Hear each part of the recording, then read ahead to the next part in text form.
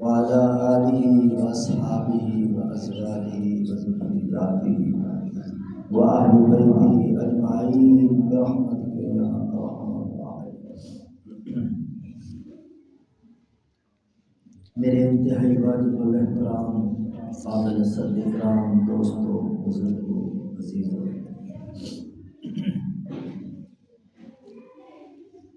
اللہ سبحانہ و تعالی نے سورۃ بقرہ دوسرے پارے کے 7ویں رکوع میں رمضان المبارک کا ذکر فرمایا ہے۔ یا ایھا الذین آمنوا کتب علیکم الصیام کما کتب علی الذین من قبلکم لعلکم تتقون ایاما معدودات فمن کان منکم مریضا او علی سفر فعدۃ من ایام اخر۔ یہ رمضان المبارک کا تذکرہ چلتا جا رہا ہے۔ پورے رکوع میں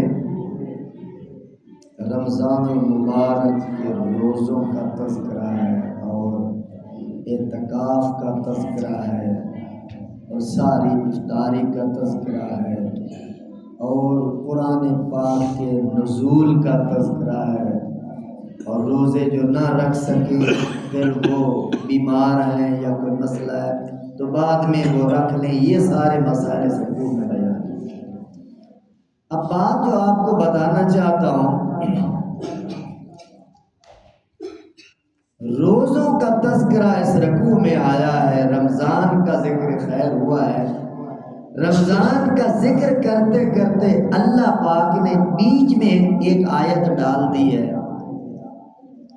وَإِذَا سَأَلَكَ عِبَادِي عَنِّي فَإِنِّي قَرِيبٌ أُجِيبُ دَعْوَةَ الدَّاعِ إِذَا دَعَانِ فَلْيَسْتَجِيبُوا لِي وَلْيُؤْمِنُوا بِي لَعَلَّهُمْ يَرْشُدُونَ۔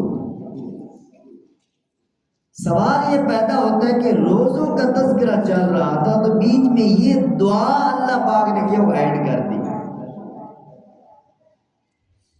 تو اس کا جواب یہ ہے کہ دعا کا رمضان کے ساتھ بڑا گہرا تعلق ہے۔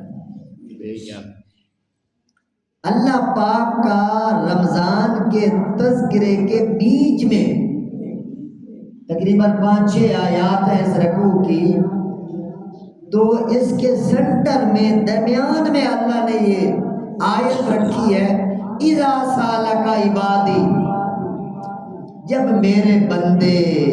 میرے بارے میں سوال کریں، فَإِنِّي قَرِيب، اے میرے حبیب انہیں کہہ دو میں بہت ہی قریب ہوں، اتنا قریب ہوں، اتنا تمہارا کوئی رشتہ دار تمہارے قریب نہیں جتنا میں تمہارے قریب ہوں، اتنا خود تم بھی اپنے قریب نہیں ہو جتنا میں تمہارے قریب ہوں، تمہاری اپنی روح اتنی تمہارے قریب نہیں جتنا میں تمہارے قریب ہوں۔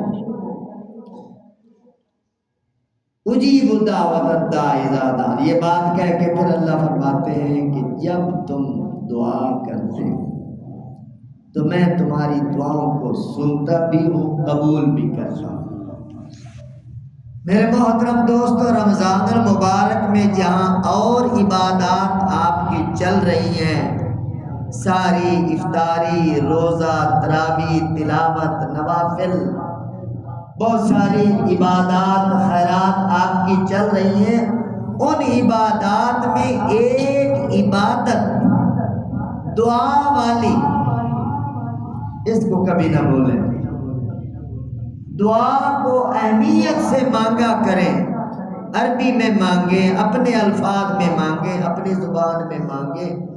اللہ پاک سے مانگیں، مانگنے والوں سے اللہ بڑے خوش ہوتے ہیں۔ ایک حدیث پاک میں آتا ہے جو نہیں مانگتا اللہ اس سے ناراض ہوتا ہے۔ پاگل مانگتا ہے، جو مانگتا ہے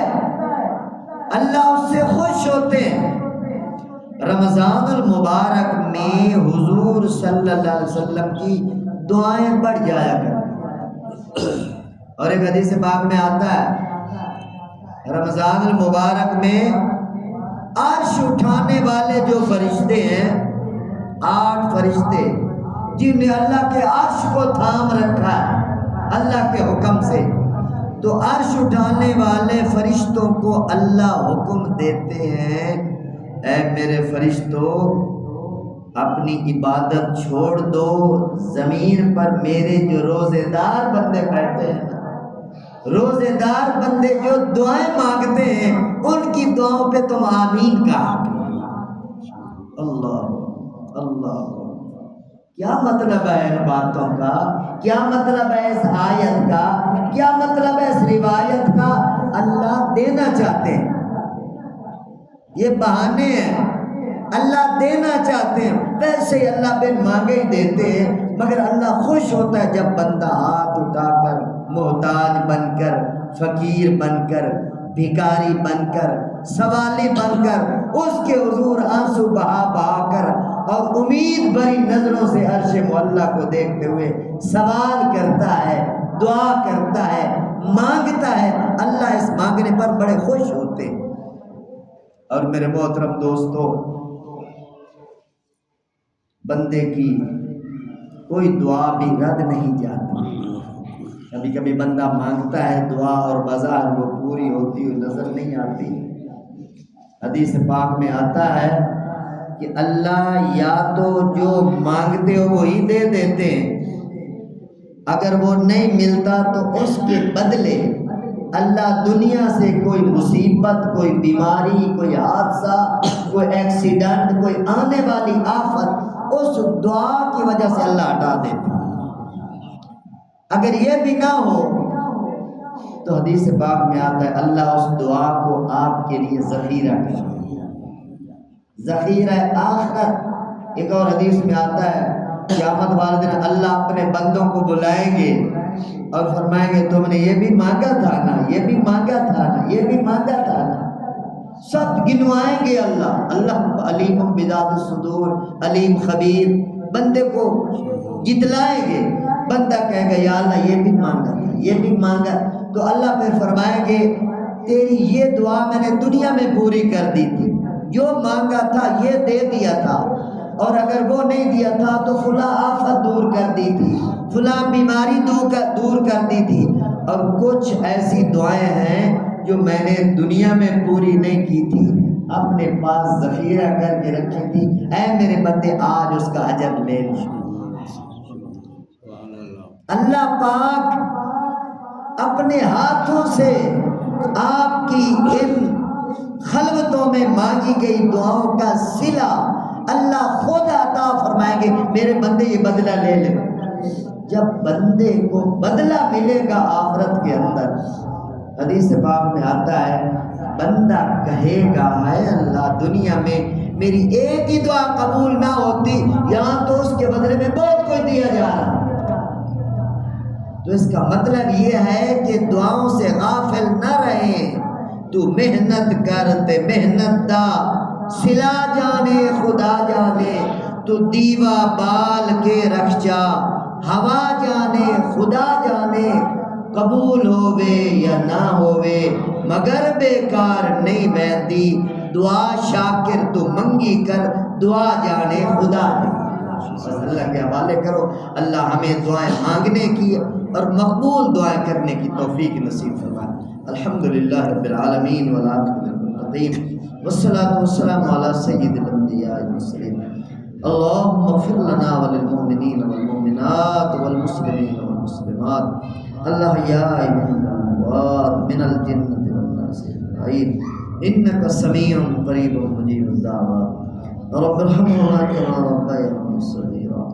وصلى الله تعالى على حبيبه وخير خلقه سيدنا محمد وعلى آله وصحبه أجمعين.